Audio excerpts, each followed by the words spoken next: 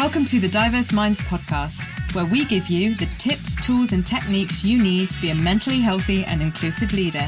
Each week, you'll hear about a variety of topics linked to mental health, well-being, and diversity that will enhance both your professional practice and personal well-being. Welcome to the 275th episode of the award-winning Diverse Minds podcast. And it's International Women's Month, with the International Women's Day theme being Accelerate Action and the UN theme for all women and girls' rights, equality, empowerment. So this episode, I'm going to be talking about women's mental load at work. And don't forget, the podcast is now fortnightly. But if you're missing weekly content, you have 5 years worth of work to reflect back on. And if you want my handy guide that lists the episodes with a clickable link, you can get it at bit.ly/DMPG23. So last week in episode 274, I talked about these two themes together. I was pondering for quite a while what I should talk about in this week's episode. And a few weeks ago, I was speaking to my dear friend, Dr. Naomi Irvine, and do check out episode 221, Wellbeing in Parenting, to learn more about her work. We were having a deep discussion about women's mental load in the home, which got me thinking about this subject that weaves in and out of the media, but also the impact in the workplace and what this looks like. As always, we need a definition. You might have heard the term emotional load or emotional labor, as it's often called. Now, how can we define this? So mental load is a term for the invisible labor involved in managing a household and family, which typically falls on women's shoulders. Now, of course, we're talking more about heteronormative heterosexual couples, but this can happen in any partnership where one partner is more likely to hold the emotional load. It can also be referred to as worry work or invisible work, cognitive labor. It's not necessarily about the physical task, but the overseeing. So remembering things, the never-ending to-do list, things constantly running in your head, remembering people's birthdays, taking the main load for the caring responsibilities, cooking the dinner, getting people ferried across town, remembering who's got to be where and when. And also delegating is not always possible, or you have to, if you do delegate, check that things are getting done. And executive cognitive functioning is used for this work, and it's also used in our day job. So we're actually holding a lot as women. And in the workplace, women do spend more time on what are called non-promotable tasks than men. So unpaid work related to what's often known as office housekeeping. And Sheryl Sandberg and Adam Grant have a paper about women doing office housework. So the things that are actually really important to keep an organization or team running, but they are not recognized and they're not seen as particularly valuable. And they're definitely not seen as strategic. So as a result, they come with very little recognition, or people are invisible, or people become indispensable because they're so wonderful at organizing, which I'm not saying isn't true, but you have to appreciate people and promote them and recognize them. So there's no real career advantage. So things like taking minutes of meetings, which is vital, but not valued. So all these tasks are really, really important, but it's how they are not valued. Organizing maybe office events, parties, keeping up to date with diaries, checking in on people, all of these things that can happen, collecting money for people that are leaving or colleagues that are facing difficult situations, coordinating things like birthdays, sorting everything out for remote scenarios, making refreshments, welcoming new employees, setting up interview panels, but not actually being on them themselves, an expectation to be nurturing, approachable, and warm at all times. So why should we care about this? I mean, I do think if gender equity is taken seriously in your organization, or you want it to be, this concept, it's not just a concept, this very real thing of mental work, mental load has to be examined very carefully and in a considered way.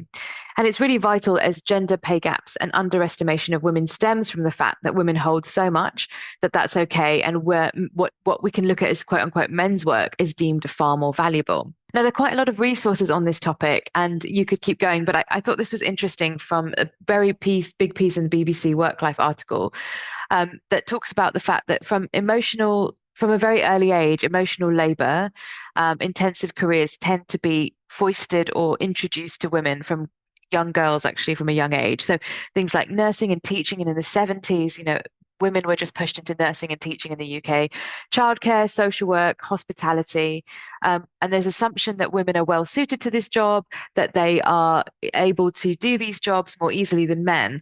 But actually, as Angela Sani talks about in her book, there is no difference between the male and female brain. So this is very much around socialization. And last week, if you listened to episode 274, where we traveled around the world, one of the countries I looked at was Kenya and how they're making some headway in terms of recognizing mental load of women.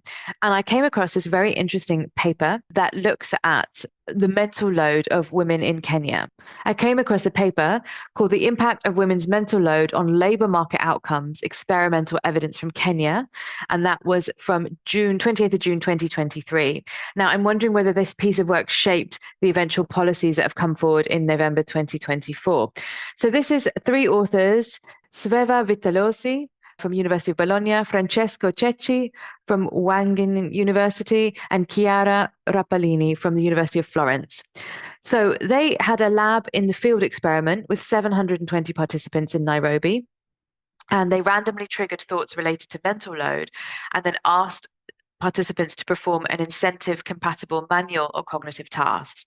And they found that the mental load reduces productivity by 0.25 standard deviation points, but only for women in the manual task treatment, not the cognitively demanding ones. And this was supported by qualitative interviews where they interpreted this evidence that not all jobs are equal and that jobs that require greater cognitive focus tend to shield from daily hassles and are less prone to mental load-induced productivity losses. So this pattern is then confirmed in later occupational choices. So treated women that experienced the cognitively demanding task immediately after treatment do not change their behavior, while those who perform the manual task first are more likely to self-select precisely into the less numerative manual task with lasting consequences on their income. And that was minus 0.26 standard deviation points. So this study therefore provides evidence of an understudied psychological channel that by creating a negative performance loop, this widens the gender productivity gap and contributes to the reinforcement of the psychological poverty traps identified in the literature. So there's a moral case, there's a scientific case, and for anyone who likes to focus on money and outcomes, this does not bode well either.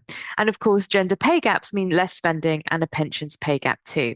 So I really hope you're enjoying the content of this podcast and want to keep up to date. If so, why not join my bi-monthly newsletter? When you join my mailing list, you'll receive my white paper on inclusive language and mental health. And that link is bit.ly/ILMHCK. So what can we do then to shift the dial? Of course, we can talk about flexible working, policies, childcare vouchers. Now, these are a really important part of a positive workplace, but we have to go deeper by acknowledging the issues and the system and seeing what's going on.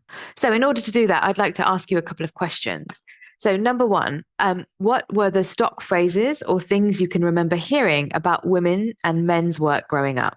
So it could be things around men being breadwinners, women being better at something. I don't know, but have a think. And this, of course, will depend on your generation, where you grew up, etc. But I think it's really important to explore those phrases and things that have been baked into our conscious and unconscious and subconscious.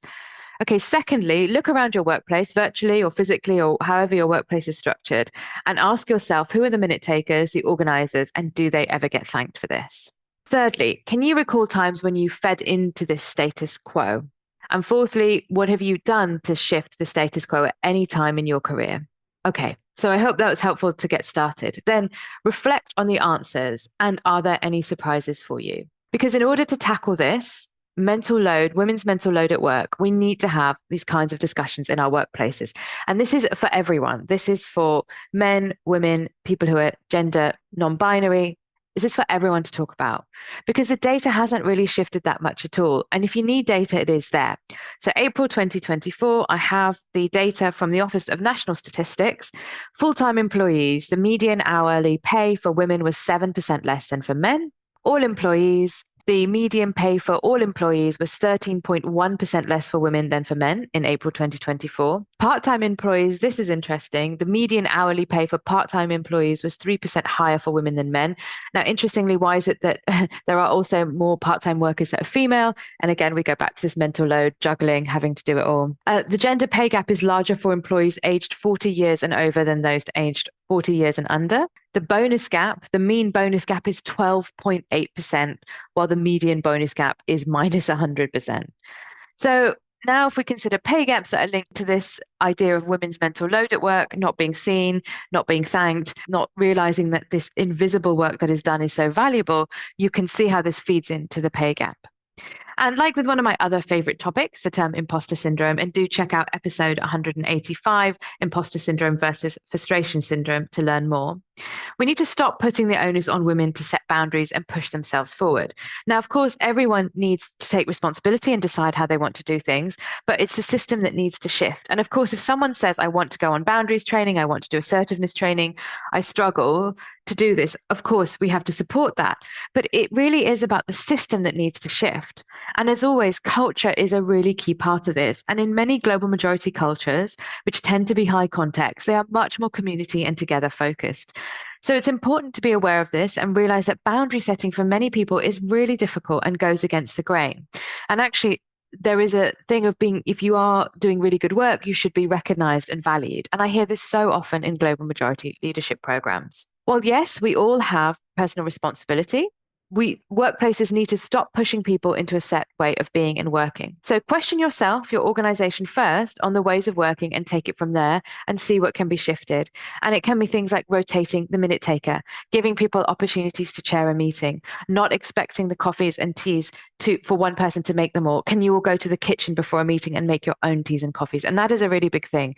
And actually something that you see very often in families, which is why I really hate it when workplaces say, we want it to be like a family. I think that's very toxic and very dangerous. You want it to be a professional workplace community and for people to take responsibility for their actions, which you often don't get in families. So I'll get off my soapbox on that one, but that could also be a way of mitigating it, not expecting someone to prepare things. If you have an in-house catering company, also having these conversations with them about how they're addressing their gender pay gap, how they are doing things as well. So it's about this constant and consistent practice. Mental load and or emotional labor are indeed very real. They need to be addressed in order to have genuine equity and accelerate action. This topic needs to be talked about in plain sight, and more people need to feel uncomfortable and move away from this idea of hashtag not all men. Oh, my male partner does the washing up and laundry. That's great. And that's really good. But we need to think about what is going on in a broader concept and think before you act and move away from the status quo. So creating a positive environment and an equitable environment is not only beneficial for individual employees, but it boosts morale, engagement, and retention across an organization. If you're looking to foster a positive wellbeing culture and would like guidance on creating strategies tailored to your team's needs, we are here to support you. So please reach out and talk to me about training, consultancy, and coaching services designed to build a healthy, resilient workplace. You can get in touch with me at Layla, Leyla, at diverseminds.co.uk. And I hope you enjoyed the show. And if you did, please leave me a review on Apple or Spotify or wherever you listen to your podcast from. And as always, you can leave me a message on SpeakPipe, bit.ly/SPKPDMP. And don't forget my TEDx talk all about the connection between culture, race, and mental health. Just 12 minutes long, and that link is bit.ly/TEDx WOLVESLO. And please don't forget to connect with me. I'd love to hear from you, and do let me know what you're going to be doing about the women's mental load at work. And to take care, everyone. Until the next episode, bye for now. Thanks for listening to the Diverse Minds podcast. Don't forget to subscribe on Apple Podcasts, Spotify, or wherever you access your podcasts from. You can also connect with me on Facebook and LinkedIn. Tune into next week's episode of the podcast, where I'll bring you more insights on mental health and inclusion. Bye for now.